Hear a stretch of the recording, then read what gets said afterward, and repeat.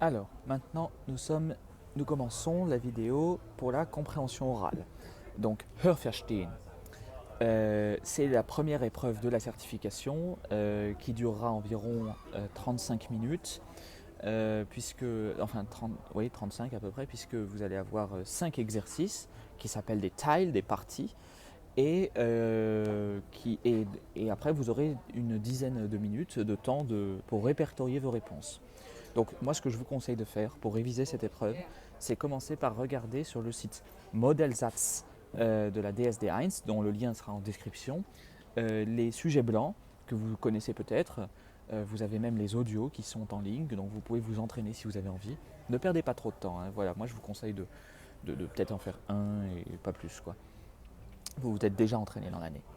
Et surtout, je vous conseille de vous familiariser avec certaines consignes que vous allez avoir. Alors, l'audio va commencer comme ceci. Hörverstehen.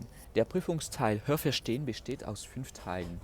La partie d'épreuve de compréhension orale se compose de 5 parties. Alle Arbeitsanweisungen und Pausen sind auf der CD enthalten. Toutes les consignes de travail et les pauses sont contenues dans le CD.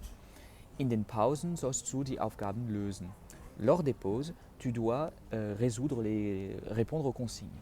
Notiere deine Lösungen zuerst auf den Aufgabenblättern.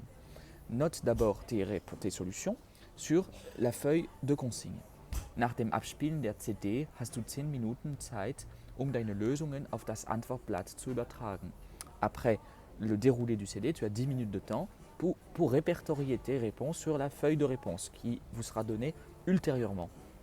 Dans ma classe, je vous ai toujours donné cette feuille avec toutes les cases à cocher en même temps. Le jour de la certification, c'est un autre document que vous allez avoir.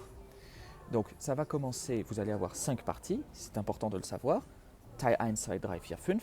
Pensez bien que les 4 premières parties du Teil 1 au Teil 4, vous avez 2 écoutes à chaque fois. Donc il est important de revenir à chaque fois sur l'écoute en question et d'être prêt à avoir ce geste assez facile.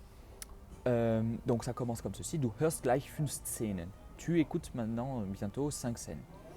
Alle Szenen spielen auf der... Voilà, toutes les scènes se jouent et donc là on va vous donner le lieu où ça se joue. Zu jeder Szene gibt es 3 Bilder.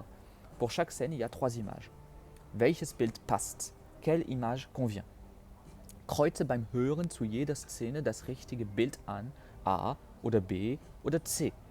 Donc, coche pour chaque scène l'image correcte, A, B ou C. Il n'y a qu'une image correcte. Il y a toujours des pièges, faites attention. Danach hörst du die Szenen noch einmal. Après, tu entendras les scènes encore une fois. Et donc, à chaque fois, on vous donne 6 secondes. Szene 1. Sieh dir zuerst die Bilder an. Du hast dafür 6 Sekunden Zeit. On vous donne 6 secondes pour regarder des images et voir ce qui les distingue. Et à chaque fois dans l'audio, vous aurez quelque chose qui les différenciera.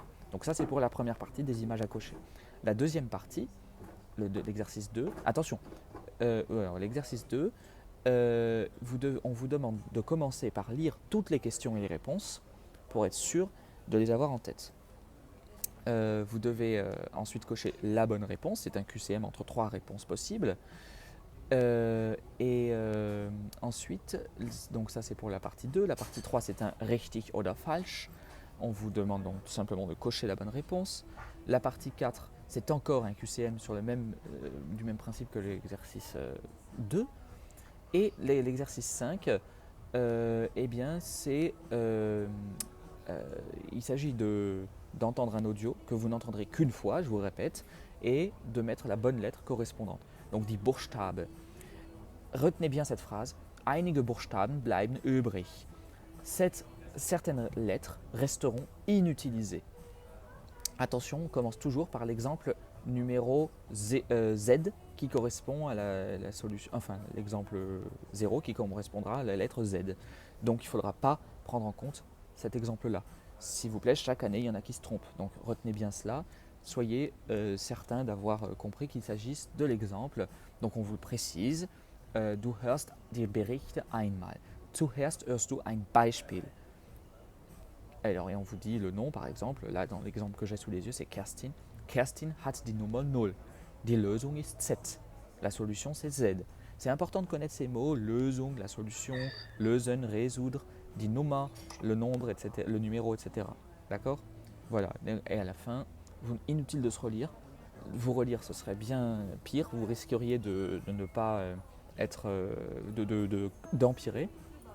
Pour cocher, pour que ça compte, vous devez en cocher une réponse à chaque fois, sur la manière d'une croix, comme ceci.